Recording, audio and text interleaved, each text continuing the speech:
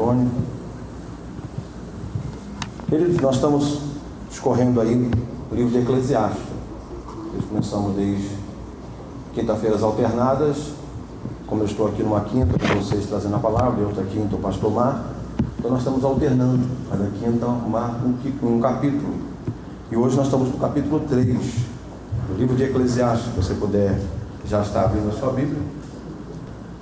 Depois eu vou deixar para fazer assim uma breve divulgação no final, porque o tempo é muito proveitoso e a gente não podemos perder a oportunidade de estarmos falando sobre este assunto.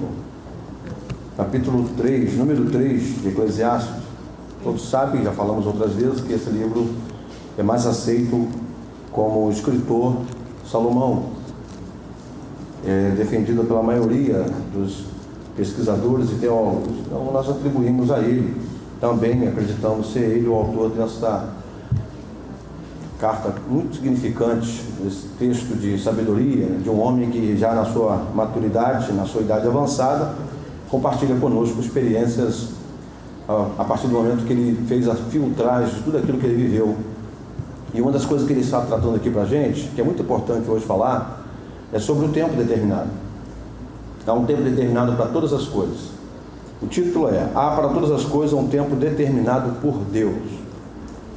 Eu vou ler aqui na versão corrigida, que tem em mãos, tudo tem o seu tempo determinado. E há tempo para todo propósito debaixo do céu. Há tempo de nascer e tempo de morrer. Tempo de plantar e tempo de arrancar o que se plantou. Tempo de matar e tempo de curar. Tempo de derribar e tempo de edificar. Tempo de chorar e tempo de rir. Tempo de prantear e tempo de saudar. Tempo de espalhar pedras e tempo de ajuntar pedras. Tempo de abraçar e tempo de afastar-se de abraçar. Tempo de buscar e tempo de perder. Tempo de guardar e tempo de deitar fora. Tempo de rasgar e tempo de coser. Tempo de estar calado e tempo de falar. Tempo de amar e tempo de aborrecer. Tempo de guerra, tempo de paz. Que vantagem tem um trabalhador naquilo em que trabalha? Tenho visto o trabalho que Deus deu aos filhos dos homens, para com eles os afligir. Tudo fez formoso em seu tempo.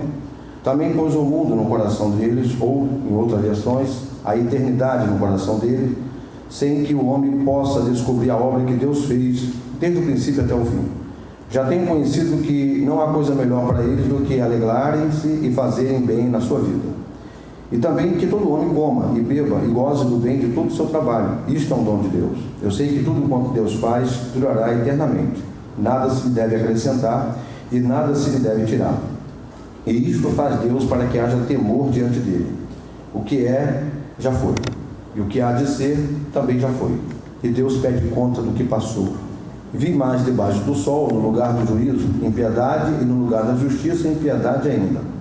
Eu disse no meu coração: Deus julgará o justo e o ímpio, porque há um tempo para todo intento e para toda obra.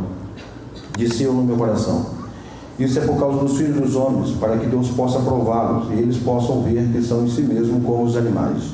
Porque o que sucede aos filhos dos homens, isso mesmo também sucede aos animais. As mesmas coisas lhes sucedem, como morre um, assim morre o outro. Todos têm o mesmo fôlego, e a vantagem dos homens sobre os animais não é nenhuma, porque todos são vaidade. Todos vão para um lugar, todos são pó, e todos ao pó tornarão.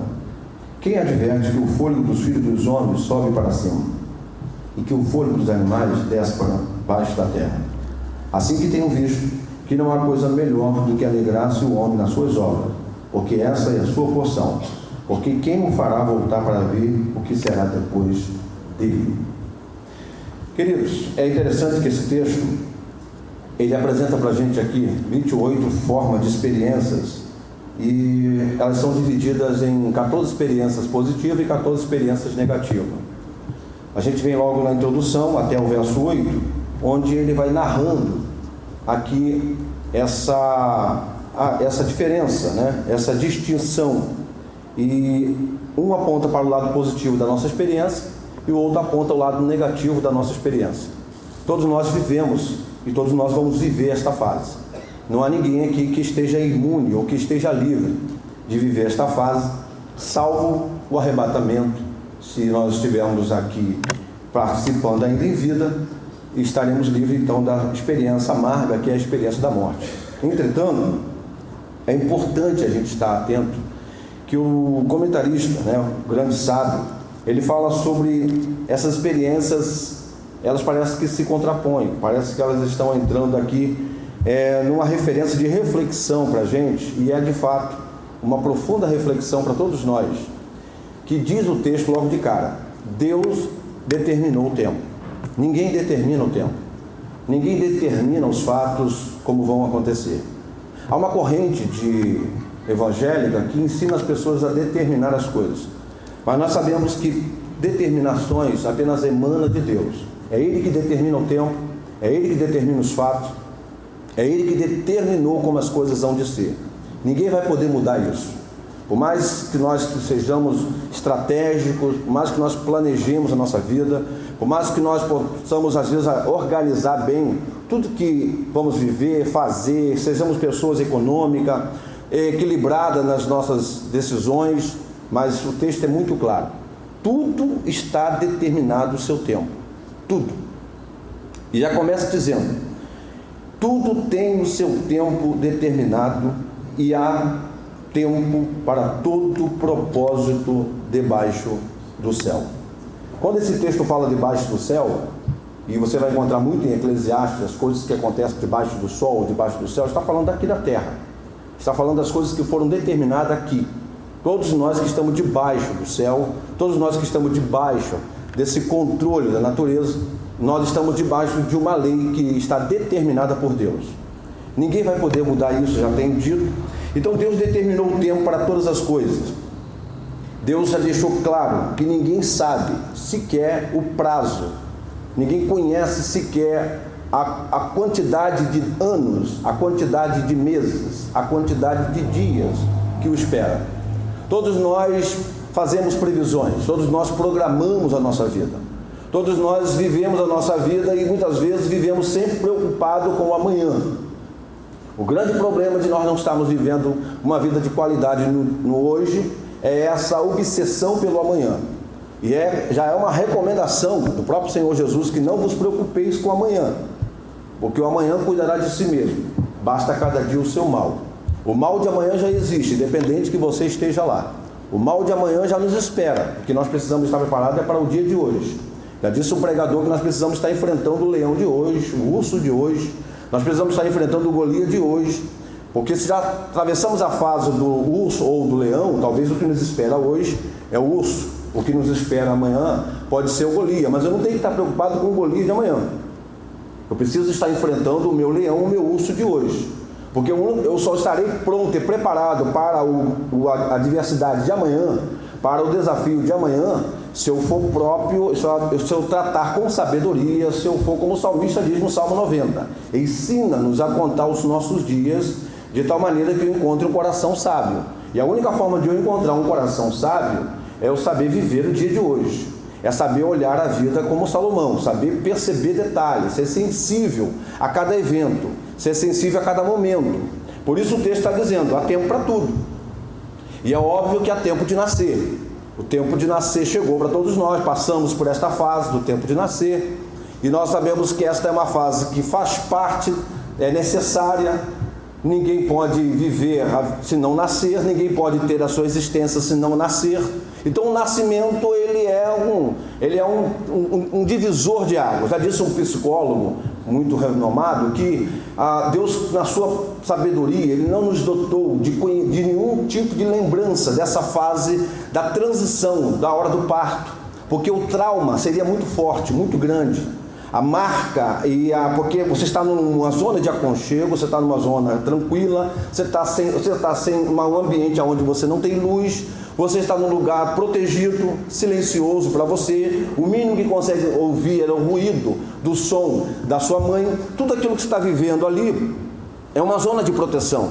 E se você pudesse viver lembranças dessa fase, quando você rompe o momento de nascer, você vive esse momento de encontrar a luz, de deixar pela primeira vez o ar entrar no seu pulmão e começar a externar o grito de vida, tudo isso você vivendo, seria para você algo muito marcante, geraria um trauma, de fato, que conseguiria gerar dentro de você problemas sérios na sua formação, no seu entendimento, na sua percepção de vida. Você iria carregar muitas coisas dentro do seu lado emocional se você vivesse, pudesse presenciar ou ter lembrança desse momento. Mas Deus deixou isso no apagão, deixou isso num lugar secreto que nós não podemos sequer trazer à memória, para que possamos entender que a fase para tudo, fase da nossa formação e fase das nossas lembranças que vamos vivendo, e aquelas que são boas e aquelas que são negativas, que de alguma forma interferem em todo o dia de nossa vida. Já disse Sigmund Freud, que é o pai da psicanálise, que o grande problema nosso é o inconsciente, onde aquilo que vivemos em fases que já não lembramos mais, mas muitas vezes está vivendo, está revivenciando, está trazendo de alguma maneira algum tipo de resíduo no nosso comportamento diário, um tipo de reação, um tipo de timidez, um tipo de enfrentamento. Qualquer comportamento, ele tem algum resquício sempre da nossa infância ou da nossa adolescência, de memórias que talvez estão apagadas do nosso consciente, mas ali está dentro de nós de alguma maneira atuando, fazendo com que nós muitas vezes não conseguimos entender porque talvez somos tímidos, porque somos introspectivos, ou porque somos muito falantes, ou porque nos protegemos de certo tipo de reações, ou porque temos aversão ao relacionamento. Então muita coisa está lá, e pode ser trabalhada, e pode ser tratada, e pode ser curada à medida que vamos aprendendo a se conhecer. Mas o texto ele vai dizendo, há tempo de nascer, e o tempo de nascer ele precisa ser seguido. Às vezes existem problemas que as pessoas acabam tendo na saúde, e às vezes precisa ter aquele nascimento prematuro, e você percebe que quando se nasce de forma prematura, há sempre aquele preço a se pagar, há sempre a dificuldade daquele processo. Precisa se colocar numa incubadora, precisa estar vivendo um momento de acompanhamento intenso de médicos, de enfermeiros, de especialistas, para que não haja nenhum problema, para que aquele processo que falta ainda para alcançar a maturação daquela criança, daquele bebê, se complete dentro daquele ambiente, que é um ambiente que de alguma maneira vai representar o ventre daquela mãe.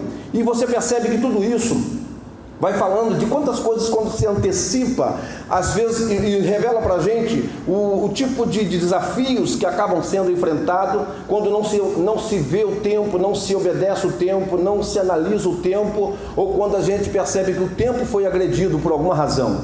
Então, Deus na sua eternidade, Ele construiu isso com muita sabedoria, o tempo necessário, os 9 meses, que ali é gerado, que é formado, até chegar a nascer, está pronto, está de fato preparado para a vida, preparado para chegar ao desafio das primeiras fases do seu nascimento. E aí vem aquilo que é a experiência negativa, tempo de morrer.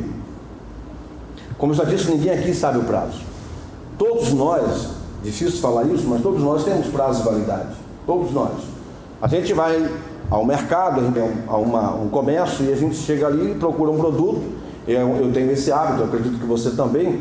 E eu, quando vou comprar algum pão, por exemplo, que é um alimento que perece rápido, qualquer material ligado a isso, a gente já olha logo o que? Prazo de fabricação, a data de fabricação e o prazo de validade. Já é notório, já é uma marca nossa, estamos sempre cuidando disso, para que a gente não compre algo vencido. Simplesmente quando a coisa está vindo com um preço assim mais em conta, a gente já fica logo preocupado. E a gente já vai logo olhar o quê? Se está muito barato, deixa eu ver o prazo de validade. Logo que, se a coisa está muito barata, o prazo de validade está diminuindo. Isso acontece até conosco, né? Se o negócio começa a ficar muito descartável, muito dispensável, é porque a gente precisa acordar que talvez o nosso prazo de validade está chegando, e já está sendo quase chegando a hora de a gente partir e já começar a estar pronto. Mas o texto está dizendo que há tempo para tudo. E o problema é não saber o tempo e não se conhecer o tempo, porque se todos nós carregássemos em nós esse adesivo, né, pastor Márcio? Prazo de validade. Eu não sei se isso assustaria ao mesmo tempo, ou se nos deixaria talvez até mais precavido para a vida, como cuidar melhor da vida. Mas o que precisamos saber é que nós temos um tempo. Então, se eu tenho um tempo, eu preciso saber viver o meu tempo. Eu preciso saber viver aquilo que eu desconheço. Eu preciso saber viver de forma mais intensa, né? Não é a quantidade de vida que tenho, mas a intensidade da vida que eu apresento. Porque às vezes nós temos quantidade de vida, mas não temos qualidade de vida. Às vezes você pode ter aí, eu estava pesquisando, hoje nós temos no Brasil em torno de 25 a 26 mil pessoas que chegam com 100 anos de idade, ou acima de 100 anos. Um país, né, com 200 milhões, nós temos aí em torno apenas de 25 mil que estão aí chegando aos seus 100 anos de idade e ultrapassando um pouco os 100 anos de idade. Aí eu recebi até um vídeo hoje engraçado que me mandaram, né? O que eu preciso fazer para viver até os 100 anos? Só não morrer. O que eu faço para viver até os 100? Só não morrer. Foi a resposta do rapaz, da repórter. Mas o que eu quero que você entenda é que todos nós estamos vivendo tempo de nascer, então é o tempo que a escada está subindo. E o tempo de morrer é o tempo em que nós estamos descendo a escada. Aí a pergunta que eu deixo para você e para mim é: que lado da escada nós estamos? Estamos subindo a escada ou já estamos descendo a escada? Não estou falando aqui de idade, estou falando nesse tempo que está estabelecido por Deus. Porque quando a gente vai lá ao cemitério, a gente encontra lá túmulos de diversas idades. Pessoas que estão ali com meses, apenas um mês de vida, não viveu sequer, ou pessoas com um dia. Então, o que eu quero que você entenda é que eu preciso estar sempre perguntando ali mesmo se eu estou sabendo utilizar e viver bem esse período em que estou vivendo a vida em que Deus me propôs, que é um privilégio, e que muitas vezes reclamo. Eu não nasci para viver, ó vida, ó dia, eu não sei por que eu vim ao mundo. E não tem gente que vive mais tempo reclamando da sua existência do que agradecendo por existir, né? Você concorreu com milhões de espermatozoides e chegou lá no útero. Você acha que você chegou lá porque você é competente? Que você fez o exercício necessário? Você se preparou lá e chegou para chegar no momento certo e alcançar o útero? Você conseguiu dar golpe nos outros e conseguiu alcançar o lugar? Não, nada disso. Todos nós, diz o Salmo 139, que nós fomos planejados na eternidade. Nós nascemos dentro de um plano eterno de Deus. Ainda antes de estar sendo formado, ele já estava sabendo a nossa história, conhecendo a nossa história, escrevendo a nossa história, estabelecendo o fim dela antes de existir no começo. Então, quando eu começo e conheço essas coisas, sabendo que faço parte de um plano eterno de Deus, eu não vejo isso jamais como outra coisa a não ser um privilégio de saber que Deus me incluiu no seu plano. Deus me incluiu para fazer parte de uma trajetória que vou formar dentro de mim a sua natureza, sua imagem, sua semelhança. E através de mim também eu vou formar outros, através da minha vida. Então, tempo de nascer, tempo de morrer. Que tempo nós estamos? Que tempo você está? Isso é importante. A gente precisa sempre estar indagando. Tempo de plantar e tempo de arrancar o que plantou. A gente precisa entender que a vida tem essa dinâmica. A vida tem essa mudança, e essa mudança ela é necessária. Às vezes nós não estamos acostumados a viver essa mudança, ou aceitar, ou querer admitir que a vida nos impõe algum tipo de mudança.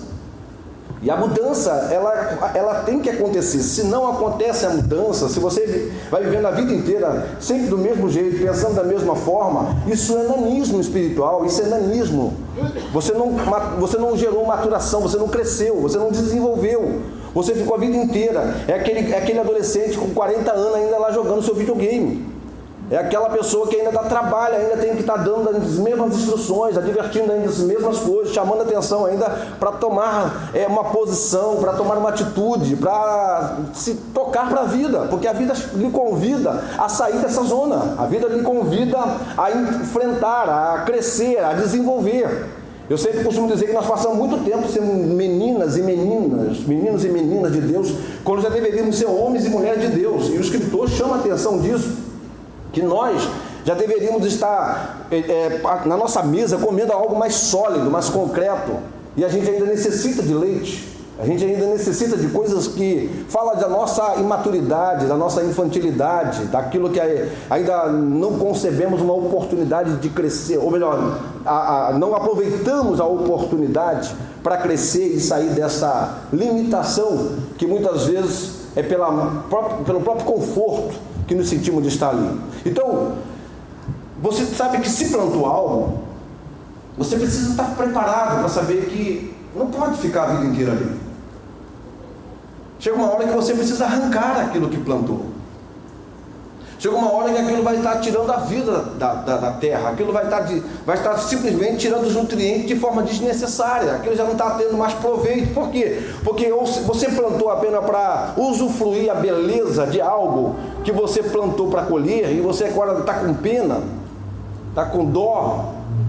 Eu conheço gente que já criou galinha e teve dó de matar a galinha. E criou uma intimidade tão grande, que deu nome à galinha, que passou a se tornar amiga, e agora na hora do abate isso não acontece, e às vezes tem que pedir para outra abater. Ou seja, não entendeu o propósito, não entendeu a vida, não entendeu o porquê as coisas foram determinadas por Deus. E às vezes a gente vai ficando tanto tempo deixando a maturidade de longe, deixando a maturidade à distância, porque nós não conseguimos entender que a vida, ela nos propõe esse desafio para gerar em nós a maturidade necessária, formar em nós a personalidade, o ser que Deus quer que sejamos. Mas nós não podemos jamais interromper o processo desta vida. Não podemos, talvez ficamos muito apegados ao coração, e o coração é enganoso, o coração nos apega a coisas, por exemplo. E ele é imprevisível. E nós precisamos ponderar com razão, entender com entendimento mesmo, desculpe a redundância, mas precisamos ir com entendimento diante dos fatos, para saber que tudo tem um propósito. Temos que sair dessa camada do acaso e começarmos a entrar na vida de propósito, de fato. Então, tempo de plantar. E a gente precisa entender que a maturidade, ela está nos dois tempos. A maturidade não está só no plantar, mas a maturidade também está em arrancar o que se plantou. Porque quando você planta e você aprende a arrancar, você está aprendendo a conquistar e também aprendendo a se desapegar.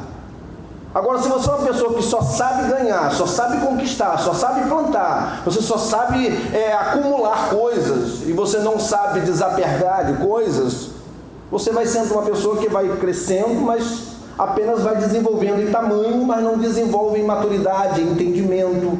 Você vai sendo um ser preso ao passado, preso àquilo que não pode gerar a você jamais um progresso, um crescimento, um avanço. Paulo diz, deixando as coisas que para trás ficam. Eu costumo dizer que quem vive de passado sofre duas vezes. Tem gente que prefere ficar preso no passado a vida inteira. O passado, já diz um pastor, que viva, aprenda com o teu passado, transforme o seu presente e projete-se para um futuro de vitória, de bênção, de mudanças. Mas a única maneira de fazer isso é você saber aprender com o seu passado. Passado não é para ficar lamentando o leite que se derramou. Então ele vai falando para a gente: tempo de matar. Que isso, pastor? Quer dizer que eu tenho tempo para poder matar? E tempo de curar. A vida leva-nos a desafios como isso. A vida nos leva a viver situações em que nós não conseguimos entender por que isso teve que acontecer. Por que teve que morrer milhões de judeus?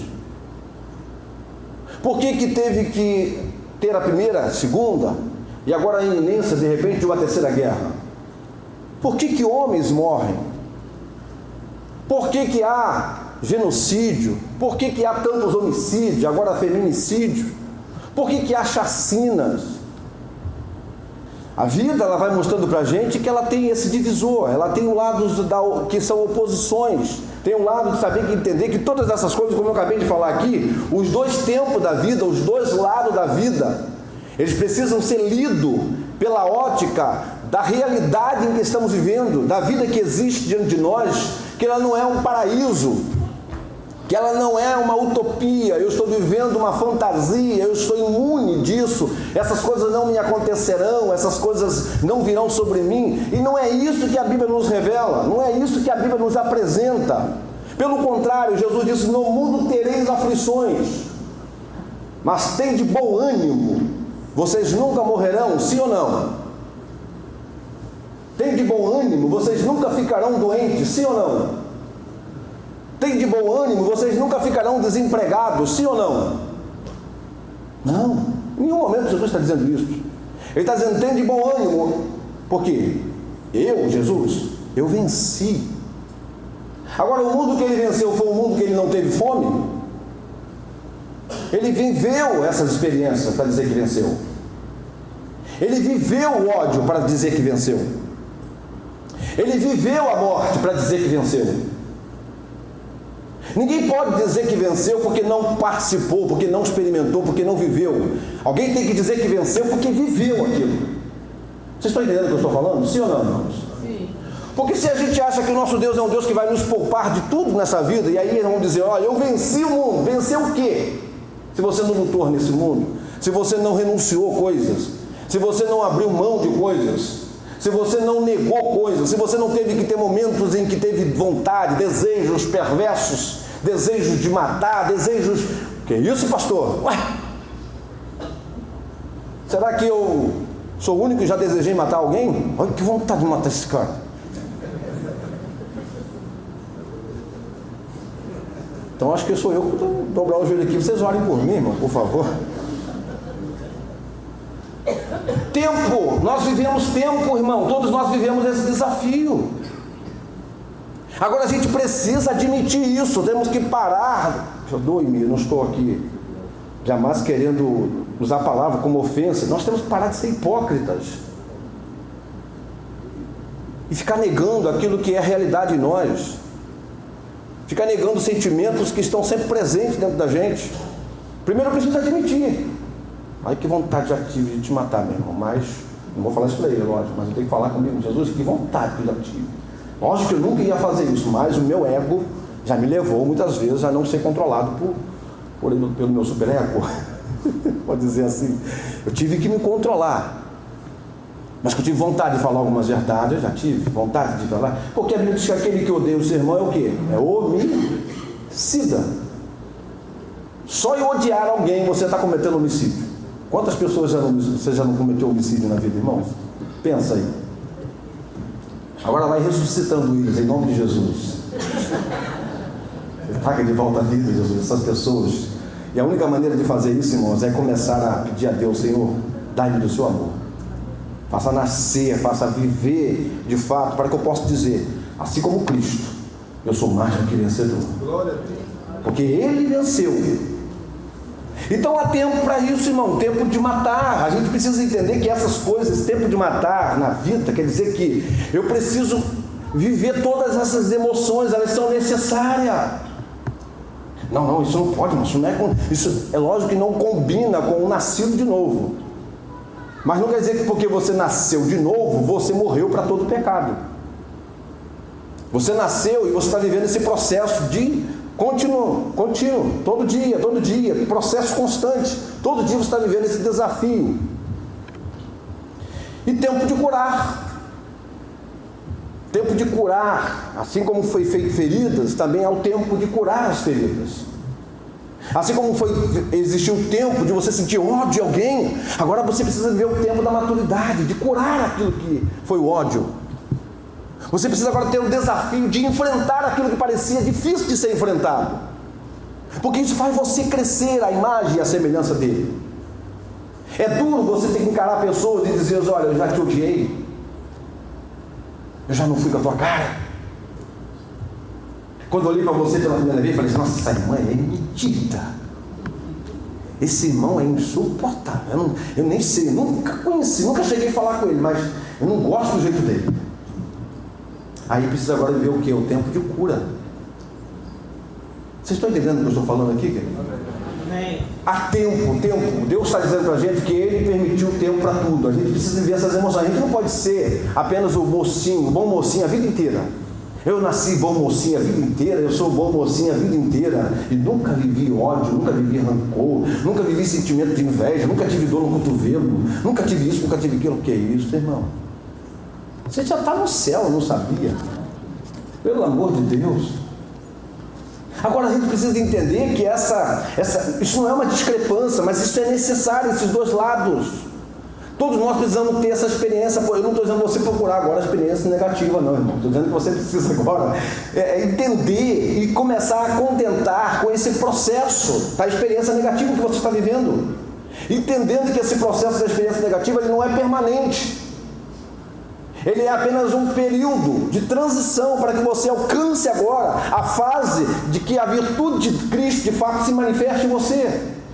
A única maneira da virtude de Cristo se manifestar em você é você aprendendo a lidar com aquilo que é o processo da dor. Tudo é necessário, irmão. José vai para a casa de Potifar, é vendido pelos seus irmãos, chega lá na casa de Potifar, aí com o tempo ele aprende a administrar o quê? As riquezas de Potifar.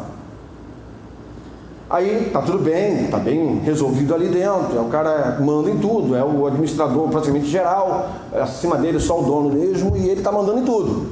De repente acontece aquele caso, ele é acusado de tentativa de estupro, e aí ele é lançado na prisão. Lá na prisão ele fica esquecido por quase 2 anos, não é isso? 2 anos na prisão.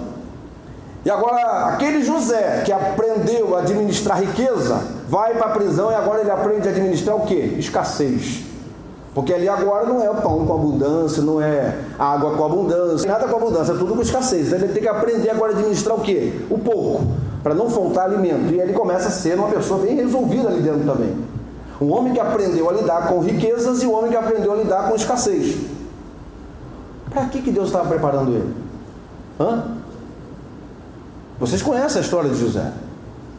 Quando ele se torna governador. Quando vem o tempo de abundância e logo depois vem o tempo de quê? De escassez. Deus trabalha com acaso? Deus trabalha assim, que vontade de experimentar alguém, vou lá, vem você, pronto, quero fazer. Sinta dor. Interessante você sentindo dor. Não, irmão. Deus trabalha com propósito. Deus nos chama, nos levanta, nos prepara para um propósito. A gente precisa entender que isso é o que está escrito aqui. Tudo tem o seu tempo determinado e há tempo para todo propósito debaixo do céu. Você está aqui porque Deus estabeleceu um propósito lá na eternidade para você estar aqui.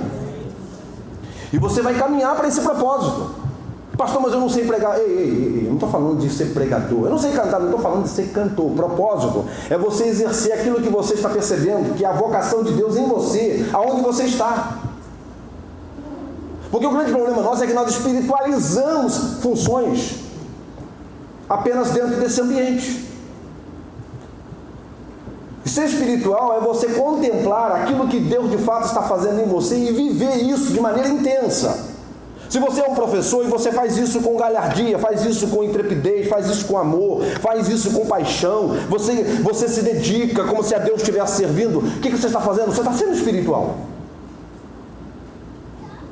Se você é uma dona de casa, você faz isso com amor, você faz isso com entrega, você faz isso com submissão, você faz isso como se a Deus estivesse servindo. Isso é espiritual. Se você é um pai, você é um marido, você cuida, você ama, você protege, você assiste, você dá vida, você não deixa jamais estar desamparado, você não deixa a Eva só, para que o diabo não tente. O que acontece? Você é espiritual. Não podemos criar uma distinção desse lugar, chamado casa de oração, na nossa vida lá fora. A Bíblia diz: sede santo em toda a vossa maneira de viver. Então, onde eu estou atuando, eu estou vivendo uma vida separada para serviço dele. Eu não preciso estar dando glória a Deus lá na administração para dizer que eu estou fazendo um serviço de Deus. Eu preciso glorificar a Deus com a minha vida, sendo sincero e verdadeiro naquilo que faço, e contemplar Deus e fazer Ele ser visto, conhecido, através de quem eu sou. Então ele vai dizendo: tempo de matar, tempo de curar. Então a gente precisa agora saber em que tempo estamos. Se você ainda está vivendo só tempo de matar, pelo amor de Deus, irmãos, acorde. Você não pode ser, eu não posso ser uma pessoa que vive matando, odiando a vida inteira. Só ódio, só ódio, só ódio. Quanto tempo você tem de crente? 10, 15, 20, 30, 40, 50, 60. E aí, como é que está você hoje? Não continua odiando? Meu irmão, tem algo muito errado em você. Tempo. Essa fase tem que passar. Esse momento foi para um propósito só. É para você valorizar a vida, valorizar o amor, valorizar o próximo. A gente precisa aprender que Deus nos dá situações, circunstâncias adversas para nos formar virtudes que são deles, irmãos. Por exemplo, eu vou falar que todo mundo já sabe. Se você pede a Deus paciência, o que Ele te dá? Pode falar alto aí, irmão. Estão com medo? O que? Tribulação mesmo. O que ele diz lá, diz Paulo? A tribulação produz paciência. Aí você vai, Deus me dá paciência. Tem irmão agora que vai mudar até a oração agora, né, irmão? Ei, pastor, eu não sabia disso, pastor. Não, mas é bíblico. Se você pedir a Deus paciência, Deus não vai dar a você paciência. Não pensa que Deus vai te dar a você favores. Deus vai te dar a oportunidade de você ser paciente. A gente está achando que Deus vai ficar dando favor a gente. Vai vir assim um anjo, vai jogar assim uma purpurina em cima da gente. Aí a gente, nossa, que paciência que eu estou agora. Meu irmão pisou no meu carro ali agora, mas eu estou com uma paciência. Não, querido. Vai ser muitas pisadas de calos que vão acontecer em você para que você adquira a paciência. A tribulação produz paciência. A paciência, a experiência. A experiência, a esperança. E a esperança não traz confusão. Não desaponta.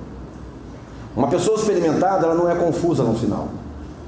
Uma pessoa experimentada por Deus, ela sabe de onde ela veio, o que faz aqui e para onde ela está indo. Ela não está vivendo o acaso, ela está vivendo o propósito, tudo naquilo que ela faz.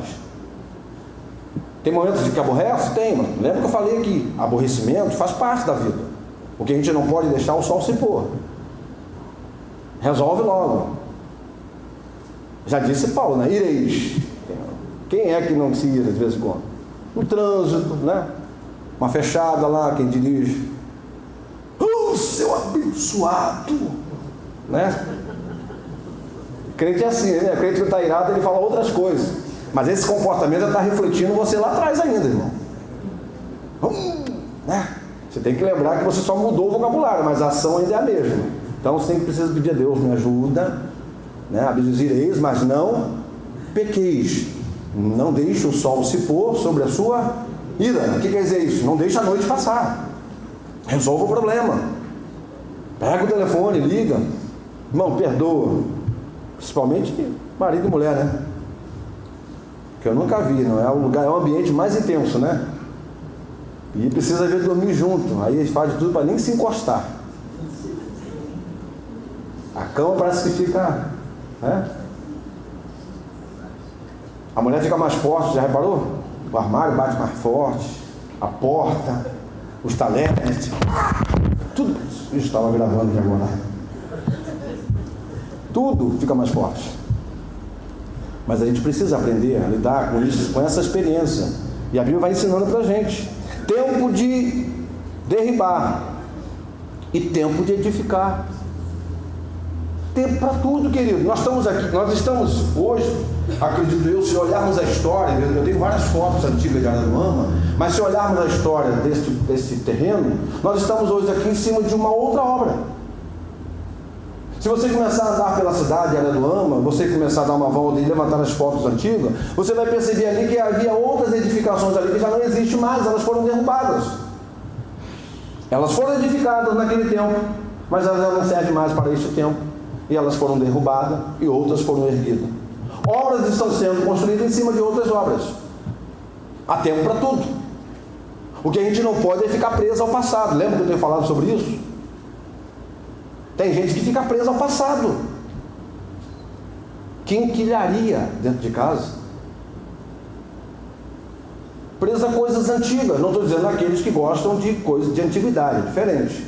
Tem gente que gosta de antiguidade, né?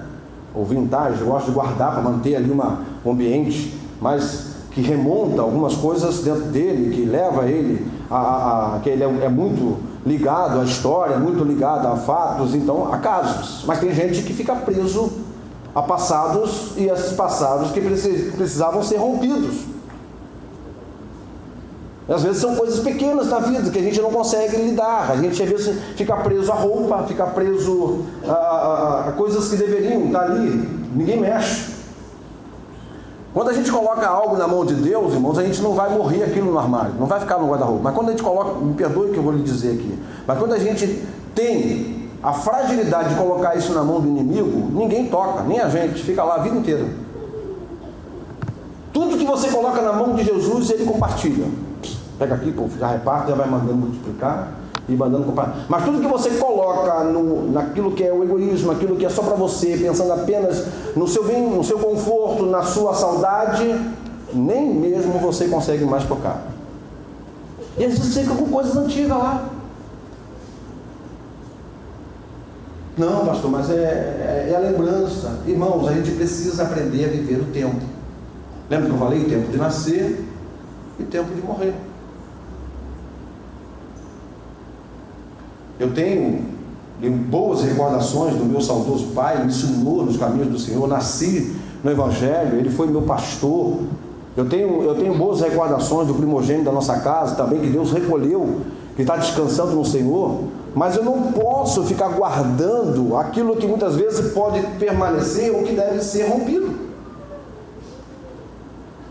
que muitas vezes não me traz recordações. Eu falei sobre isso aqui, entre nostalgia e recordação. Nostalgia vem de nostalgos, ou seja, trazer de volta a dor. Isso era muito usado na guerra, quando alguém sofria numa mina explosiva e às vezes perdia a perna, e ele levava, aplicava os primeiros socorros, levava lá para poder ser atendido e conseguia até mesmo salvá-lo. Mas muitas vezes ele reclamava de dor lá no dedo do pé, que já não existia nem sequer a perna.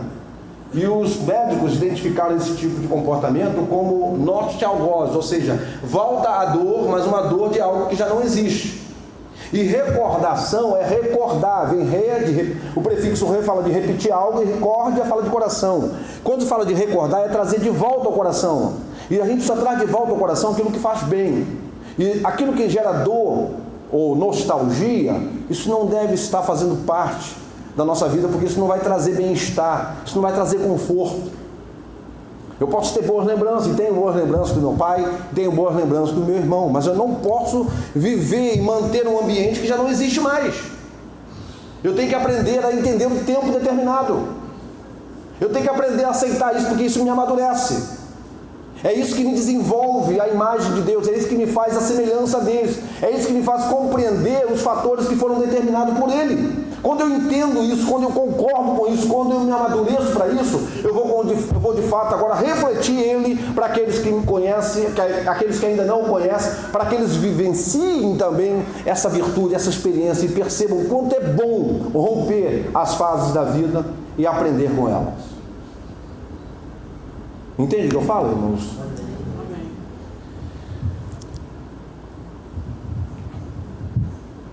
Tempo de chorar e tempo de rir.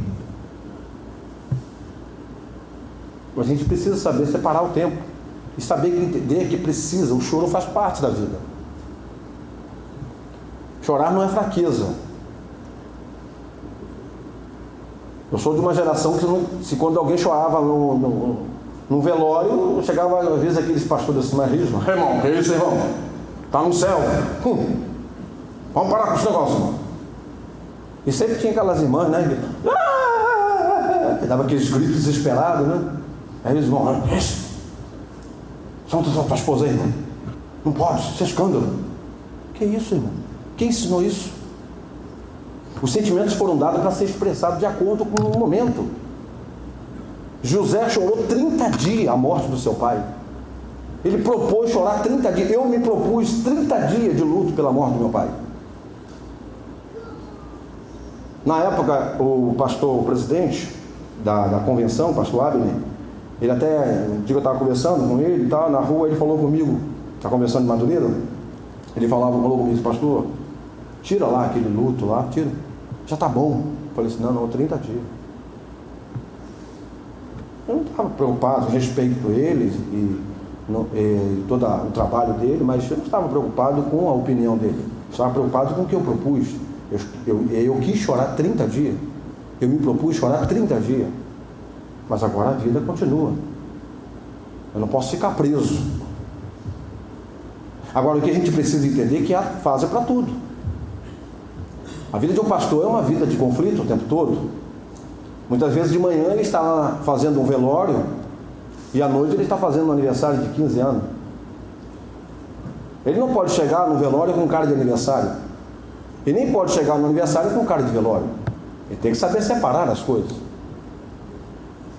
Imagina chegar no velório e parabéns pra avô. Não combina. Concorda? O que quer dizer isso? Tempo. Chorar e tempo de sorrir. Tem gente que acha que ser cristão é sorrir o tempo todo. Não, eu sou cristão, irmão, crente tem que sorrir, irmão, o tempo todo. Não, irmão, chora. Muitas vezes eu sempre falado que a dor, ela é necessária. Quem conhece a história do grão de areia que entra na ostra e fica lá fazendo ela sentir dor, e a ostra vai tentando de alguma maneira se desvencilhar daquele grão de areia e não consegue, vai tentando e não consegue, o que ela resolve fazer então? Ela resolve gerar uma substância sobre aquele grão de areia e começar a se proteger. Ela vai gerando uma substância no grão de areia para se proteger daquele grão de areia que está machucando por dentro. E no fim, ela gera uma pérola tão rica, tão valiosa, cobiçada por todos os homens. Mas isso só aconteceu porque a dor é necessária. O grande sábio diz que a tristeza faz melhor o coração. Tem um momento para tudo. Não tenha vergonha de chorar quando tem vontade de chorar. Ai, o que os irmãos vão pensar porque eu estou chorando? Chora. Chora porque a Bíblia diz que Deus naquele dia enxugará dos seus olhos todas as lágrimas. Todas. É o teu momento de chorar, então respeite esse tempo, viva esse tempo, deixa esse tempo na sua vida de fato ser realidade. E tempo de sorrir.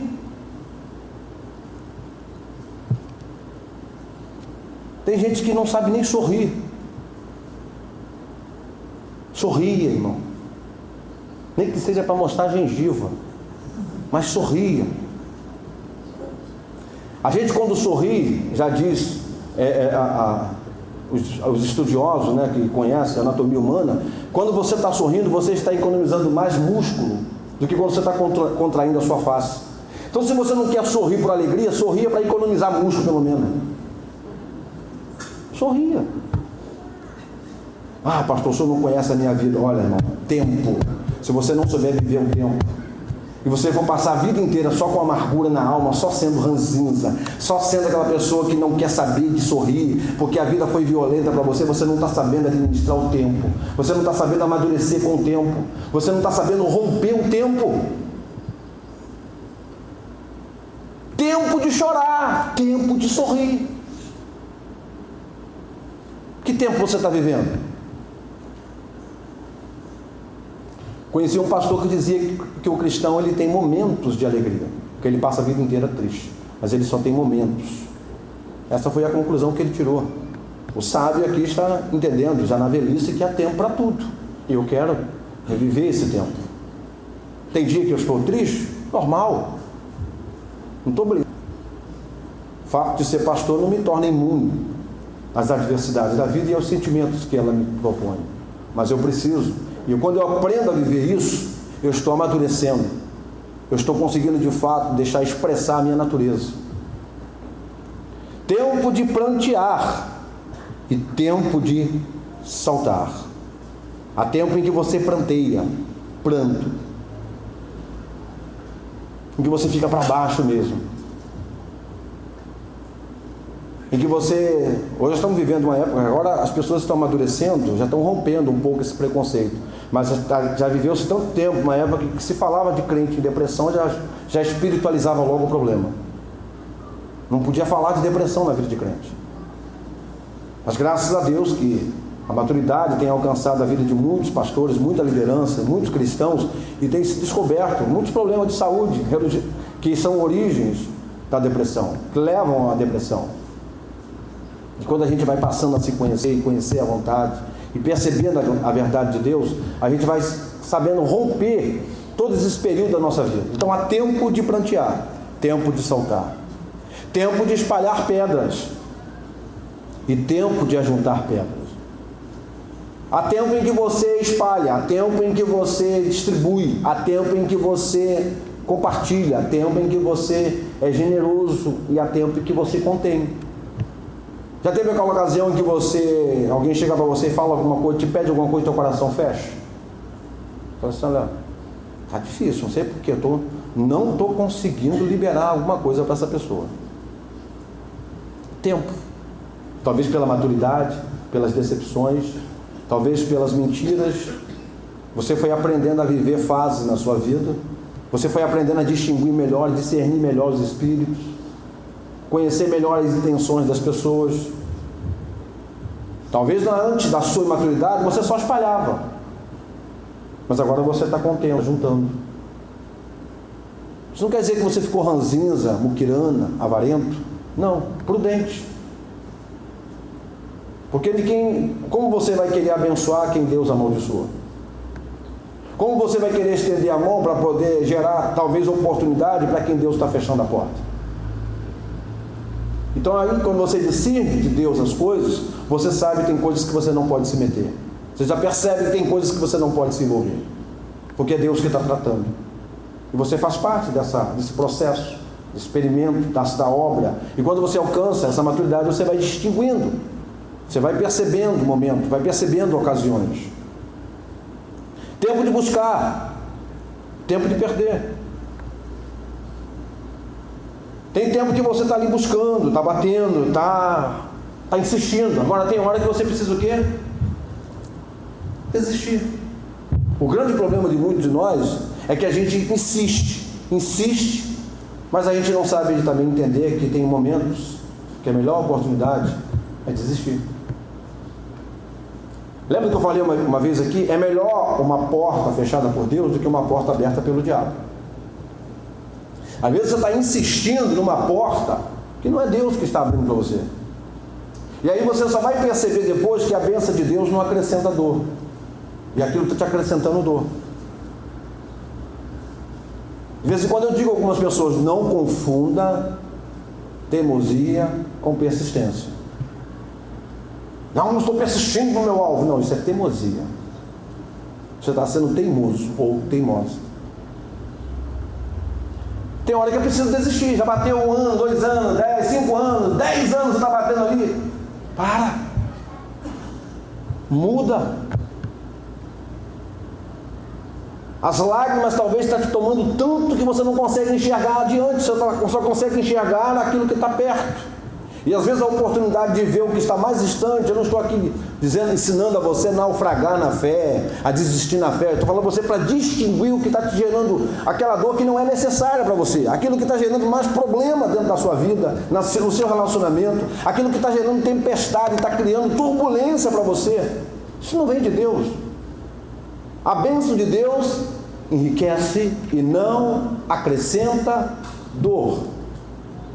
Você vai enriquecer em sabedoria, você vai enriquecer em virtude, você vai enriquecer em maturidade, mas não vai te acrescentar dor. Tempo de guardar, como eu falei agora há pouco, e tempo de deitar fora. Então pare, começa a deitar fora aquilo que não presta, aquilo que não está te fazendo bem. Aprenda a viver essas fases na vida, aprenda a saber conhecer os momentos na vida. Abra a sua Bíblia por gentileza em Filipenses capítulo 4. Texto muito conhecido, aquele relógio ali parou, né? Estou olhando aqui porque ele está parado. Filipenses capítulo 4.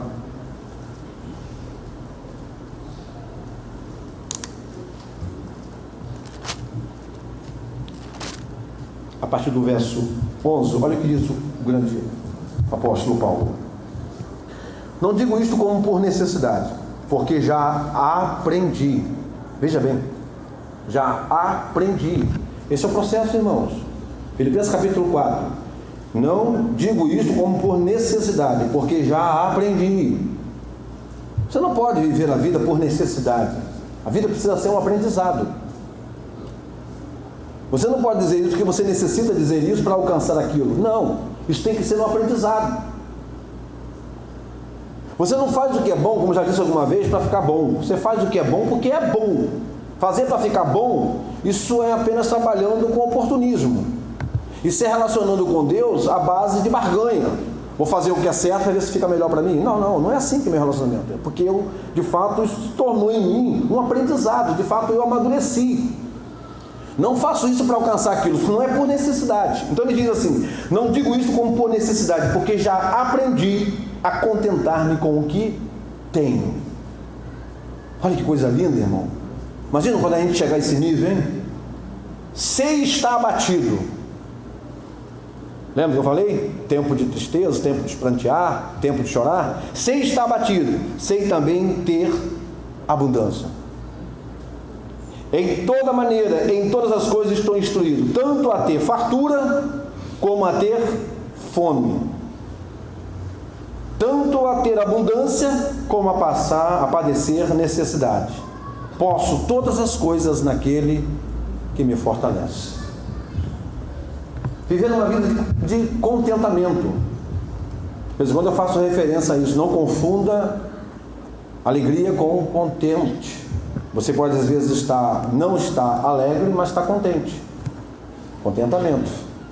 Eu posso não estar alegre, posso estar triste, mas aprendi a me contentar.